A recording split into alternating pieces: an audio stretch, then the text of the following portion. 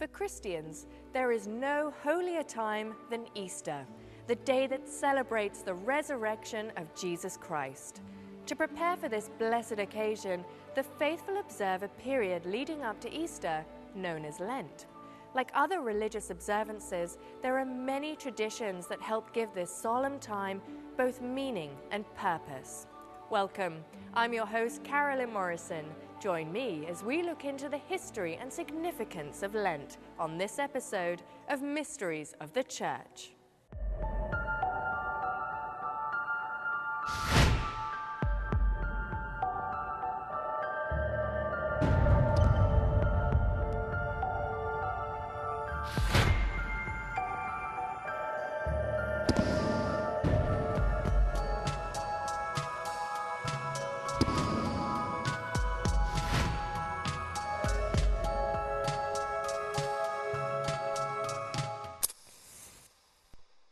In the Christian tradition, Lent is the 40 days leading up to Easter, not counting Sundays. The word Lent is derived from the ancient English term Lengton, which means springtime. So right away there is a natural connection between the resurrection of Christ and the new life that comes with spring. Lent is a season of 40 days in which we prepare in sorrowful reparation for the resurrection of Jesus Christ. Lent has deep roots in the church. It goes back actually to apostolic times, but in those days, very early on, the first 3 centuries, Christians prepared for Easter for 3 days. Then Rome extended it to a week from Palm Sunday to Easter Sunday. And then around the 4th century, it began to be 40 days. Lent is a time to kind of reflect on how we've been living our lives and sort of shape up for the celebration of the Easter Vigil and the Easter season, for the celebration of our common identity. And it's the Christian life that's supposed to be marked with prayer, penance, and alms-giving. Most importantly, it's a time when Christians prepare themselves for the most celebrated day in the liturgical calendar. They do this by engaging in what's regarded as the 3 pillars of Lent: prayer, fasting, and almsgiving. When we celebrate the season of Lent, there are 3 primary actions that one may take to prepare oneself for the celebration of Easter. And those 3 pillars, if you will, are prayer, fasting, and almsgiving. Even those things are in the Hebrew Scriptures. Prayer is the attempt to reach God with what we have to say in our hearts, to be united with God, to be express, for one thing, atonement, sadness, expiation for our sins. Fasting is also an ancient practice, partly a penitential practice, and partly a practice to prepare oneself for celebration. And then almsgiving fits right in with what Christ has said, especially at the Last Supper: you got to be concerned about others. So unless you are giving, you're not really following Christ. There are a number of significant days that are observed throughout Lent, 2 of which are symbolically linked from year to year: Ash Wednesday and Palm Sunday. Ash Wednesday marks the beginning of Lent and gets its name from the ashes of burned palm leaves used during services. The palms are from the previous year's Palm Sunday observance, which is the beginning of Holy Week, the last week of Lent. Holy Week is the most important week in the liturgical calendar because it begins for us on Palm Sunday, when Christ made his triumphal entry into Jerusalem. It's like a ticker tape parade in New York City after the Yankees win the baseball season or some other big historic event here. It's kind of that Middle Eastern equivalent of that, greeting the royalty. Ironic as a triumphal entry because it meant he was going to his death ultimately. Holy Thursday, which commemorates the Last Supper, is the start of Easter Triduum, the last 3 days before Easter, which includes Good Friday and Holy Saturday. Holy Thursday is one of the most interesting liturgies that we have in the Church's year. We commemorate on Holy Thursday the institution of the Eucharist. We commemorate on that day the fact that Jesus Christ, before he died, gave his body and blood to his disciples as a perpetual remembrance. We celebrate also on that day the institution of the sacred priesthood. Jesus Christ commissions at the Last Supper his apostles to be the first priests. We also celebrate the gift of service and ministry on that wonderful, wonderful day, Holy Thursday. We do this in so many different ways within the context, of course, of the readings, which we recognize the commemoration of all three events, service, Eucharist, and priesthood, but in the context of the liturgy itself. Well, on Holy Thursday, the Church keeps memory of several different things. One is the night before Jesus died. And it sort of takes its focus from the story that's only in John's Gospel, and that is the washing of the feet. So besides remembering that night and the texts that are used, they use the reading, the Pauline reading that recounts the Last Supper. Good Friday is the most solemn day on the Christian calendar. It's a day of remembrance and reflection on the death of Jesus. Good Friday is a unique liturgy. It's composed of three parts. There's the liturgy of the Word, which always includes the Passion narrative. There is the liturgy of prayers for the whole world that cover everybody and everything. And then there is the adoration of the cross, and followed by communion, and that's the end. It's stark. There can never be flowers, for example, no adornments. The Eucharist is not preserved in the tabernacle. Usually it's left open. There is not to be even any worship of the Blessed Sacrament on Good Friday. The liturgies of Holy Week are meant to be grand. They're meant to be dramatic. They're meant to be the most solemn of all of our Church's liturgies. And so the preparation alone has to be perfect. The celebrant of the Mass must go over every single aspect of the Mass with those who are going to be assisting in ministry, with the concelebrating priests, if they are any, with the parish deacons, if they are any, with those who will be the liturgical lectors, the readers, those who will be the altar servers, the sacristans of the parish, the choir. Everyone has to be on the same page for these liturgies. If there's ever a time to have the liturgical celebration in the parish be absolutely uniform and perfect, it is during Holy Week. They are very complex liturgies, but they are very beautiful liturgies. And they are liturgies that will bring the people of God very close to the Lord in this most sacred and solemn time. When we return, we look into the meaning of self-sacrifice during Lent, including the long-held tradition of fasting and the giving up of meat on Fridays. Mysteries of the Church will be right back.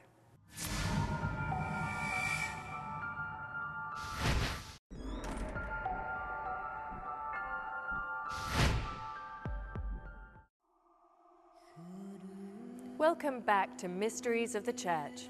The abstinence of eating meat on Fridays is a Catholic tradition dating back to the Middle Ages. But today, this practice is mostly reserved for the Fridays during Lent, as well as Ash Wednesday, and is obligatory for all Catholics 14 years or older. Abstinence applies to all those who are from the ages of 14 until the day that that Catholic Christian dies. We always must remain abstinent on Ash Wednesday and Good Friday and all of the Fridays of the holy season of Lent. Abstinence means no meat. We cannot eat anything with meat in it. Well, meat is kind of the most important staple in the Western diet. Now, of course, we do have a lot of vegetarians these days and so forth, but that's because we've learned different things about nutrition.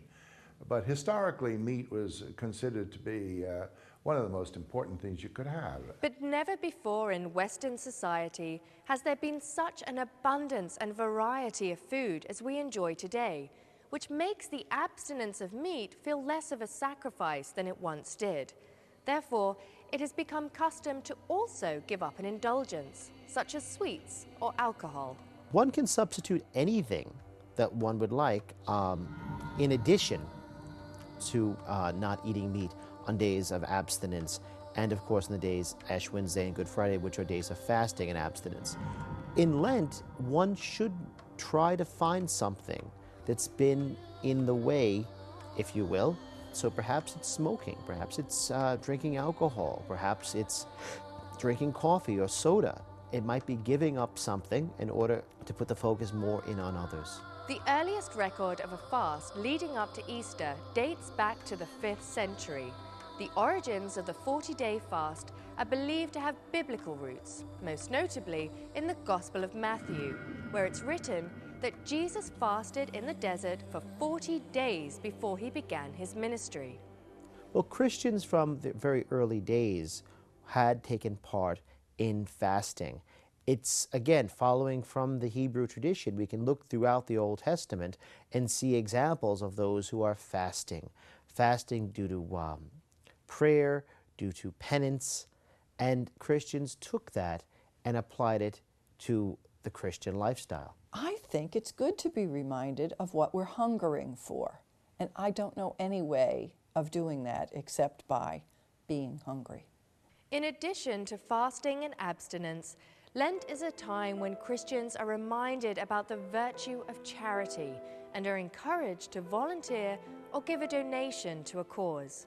Together, these acts of self-sacrifice are meant as a reflection on the sacrifice Jesus made for us when he died on the cross.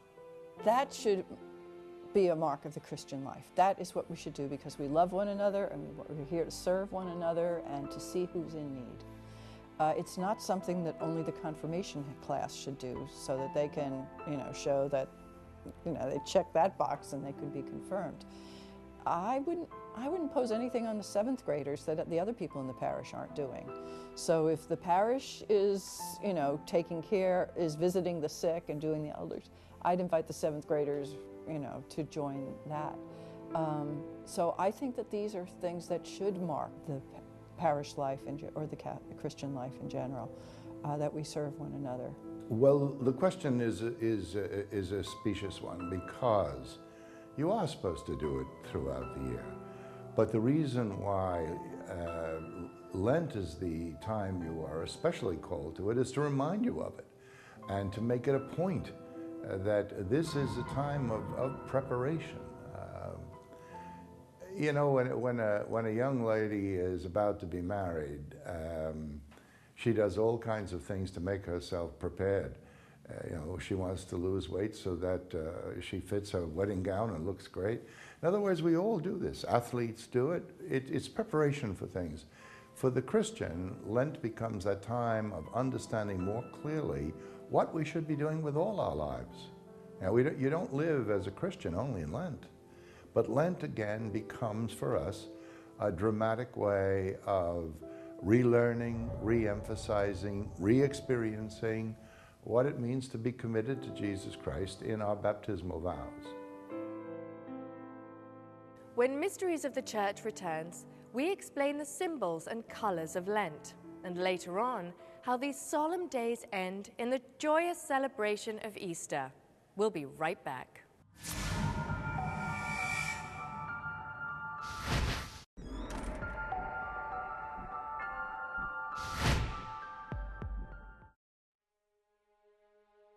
Every year on Ash Wednesday, millions of Catholics around the world attend a service where the ashes from palms are applied to our foreheads in the sign of the cross. Although this may look unusual to the outsider, there is real meaning behind this ritual, which serves as a reminder of our mortality and our need for atonement. As we look and we go through our church history, we can see that, for instance, in the Gallican liturgy of the 12th and 13th century, we begin to see the process of an Ash Wednesday begin almost for the first time. They are burned because they are the sign of triumph, but the triumph of Christ came after his death and resurrection, so that the palms, which represented the anticipation of the coming of the Messiah, the coming of the King, the establishment of the kingdom, it wasn't to be on Palm Sunday.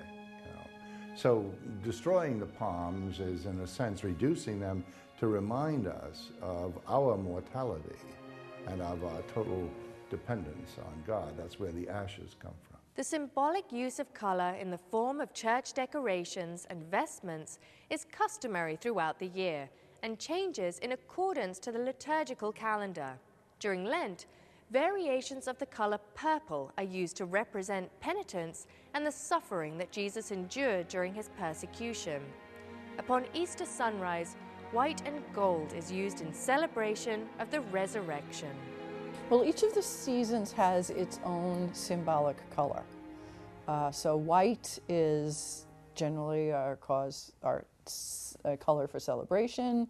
Green is the color that's used during the ordinal Sundays or ordinary time. Red on feasts of martyrs and also Good Friday, and a sign of the Spirit as well. Purple is used during Advent and Lent. When considering all the practices, symbols, and traditions of Lent, it's important to remember that they all have a common purpose: to prepare us for the celebration of the resurrection. When we come back, why Easter is the most joyous day of the year for Christians.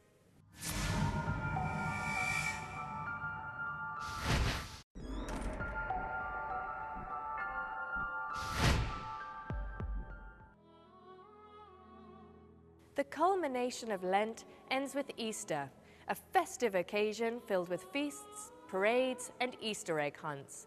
But behind the celebratory nature of the holiday lies the very foundation of the Christian faith, the belief that Jesus had died and was resurrected so that mankind could be saved.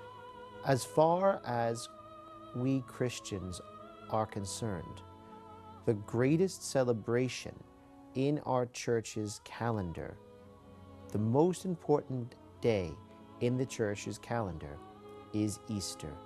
Easter is the day in which we celebrate that central fact of our faith, the Lord's resurrection from the dead.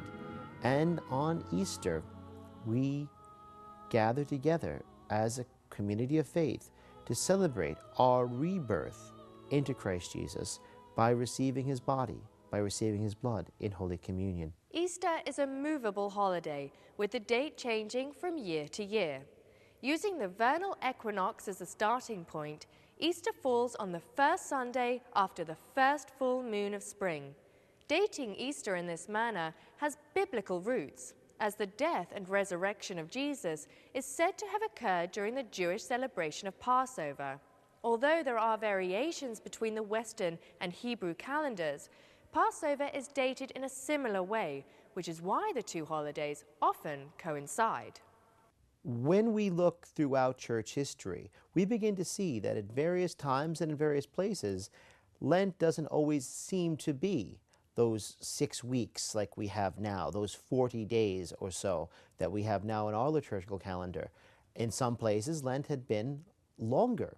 In some places, Lent had been shorter, up to including only about 3 or 4 days.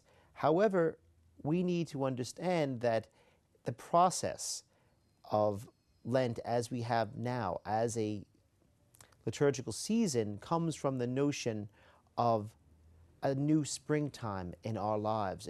We try to coincide it with the spring and that ending of the frost and the beginning of new birth. And so we tie that in. So it's so many different reasons why various people throughout the world, throughout time, until the church definitively established the season of Lent, had different times and had different lengths for Lent. It became official, well, first of all, in Rome, when they had made it a week, which goes back to the end of the 3rd century. And then by the 4th century, it was observed almost everywhere. 40 days, beginning from Ash Wednesday to Easter, is actually 46 days, but they never count Sundays. And that's because the church always recognizes Sunday as the day of resurrection, as the Lord's Day. Easter is the one most important feast that we celebrate. That's it. That's the point. Because that's the bottom line of the Christian belief system, is Jesus rose. If he only died, then forget it. We're out of here. The point is, he rose. And that's what the celebration is Easter is about. That, our hope was not in vain. It was for real. Yes, he's the Messiah. He's the one. We are all familiar with the images and traditions of Easter, such as the Easter bunny and baskets filled with chocolate and marshmallow peeps. And although no one really knows the origins of these customs, they certainly reflect the celebratory mood of the day. In contrast, the weeks leading up to Easter are a solemn time. Through the traditions and practices of Lent, we become mindful about the sacrifice Jesus made on our behalf and are reminded on what it means to be Christian. Thank you for watching. I'm Carolyn Morrison, and I hope to see you next time on Mysteries of the Church.